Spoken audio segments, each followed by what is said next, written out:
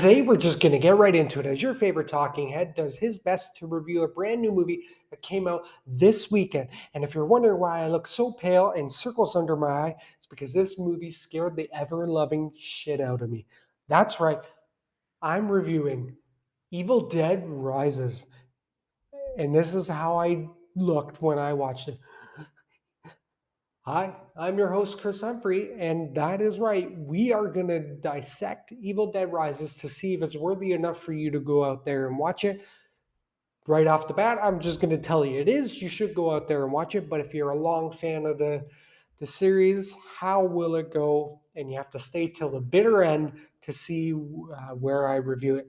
And what's great about this video at the bitter end, you guys know how I love my top 5 movies so far this year. One of them is being removed, but we don't know which until the bitter end. Evil Dead Rises. What a gore fest delight. That's right. I may look scared and like Casper the Friendly Ghost, but it was worth it. If you liked the reboot that came out a couple years ago, then this is the perfect horror movie for you because it's just as gory, just as violent as that one. But it has some nice touches from the original trilogy that you can't help but not miss because they do a good job. They do something different than the last 4 Evil Dead movies. They do something different where it gets out of the cabin and goes into the busy street of LA, I believe it is.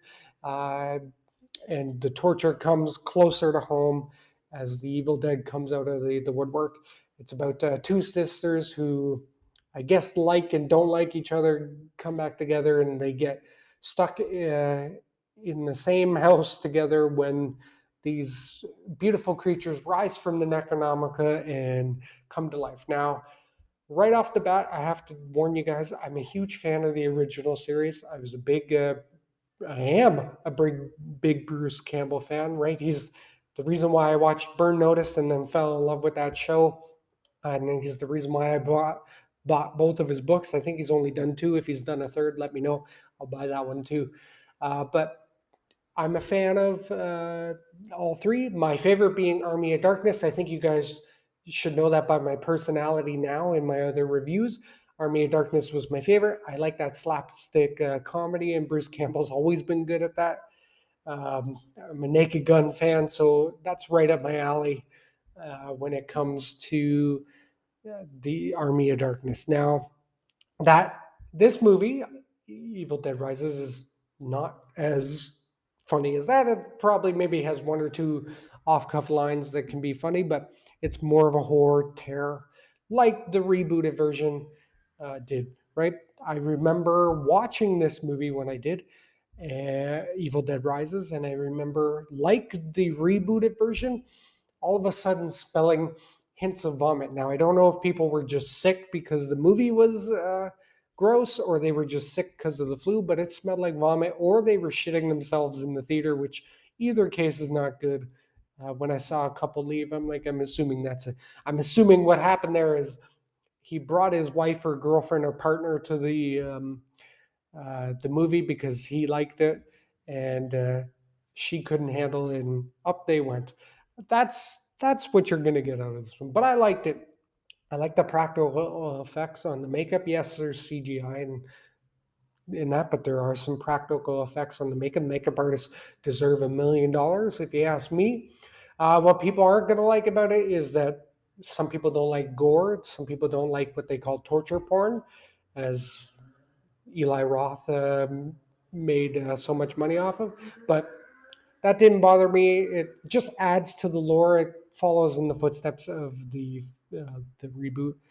In that case, some people aren't going to like that. It can be considered cheesy, the idea and the premise.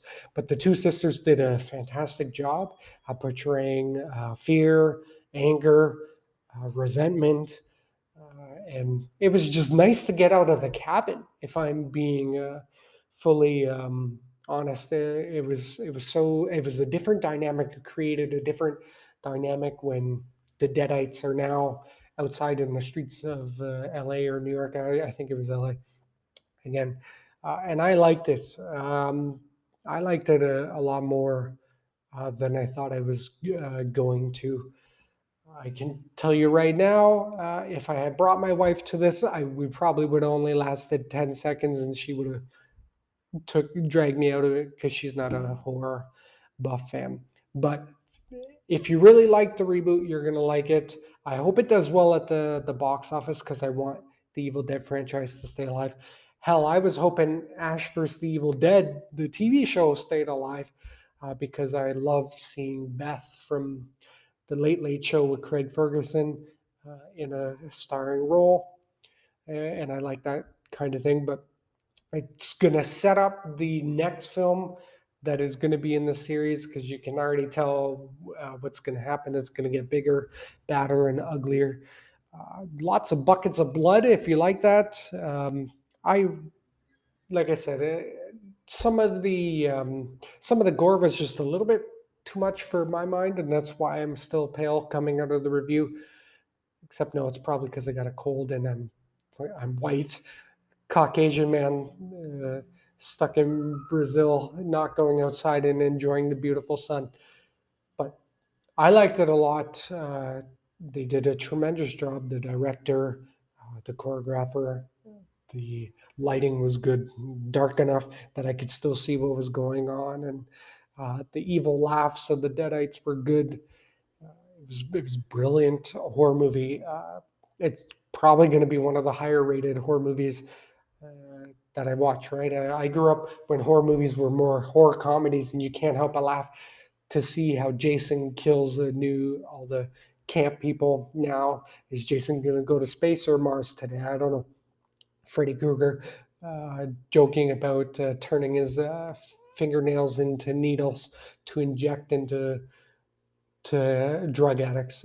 Right.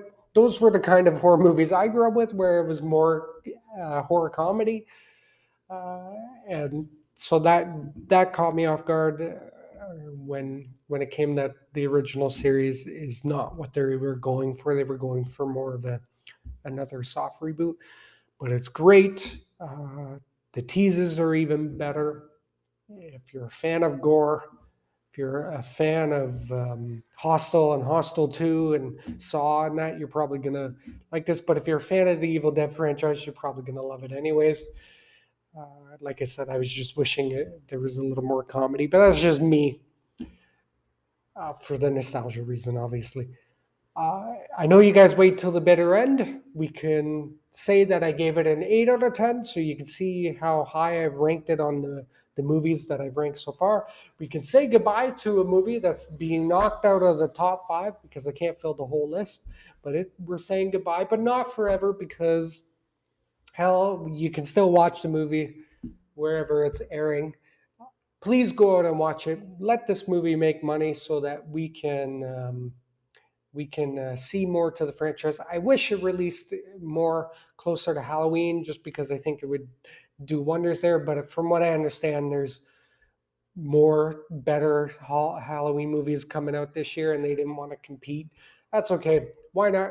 We'll call it the week after Easter, or the perfect Ramadan treat.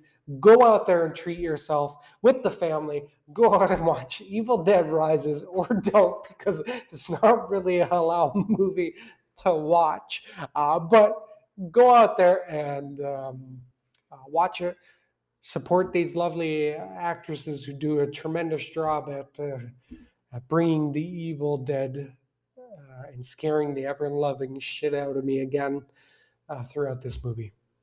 I love you guys.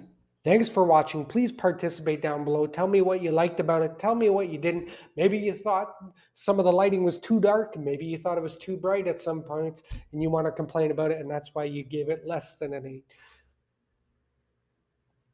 I appreciate it. If I don't see you guys again, good morning, good afternoon, and good night. Producer, hit the creepy music, baby.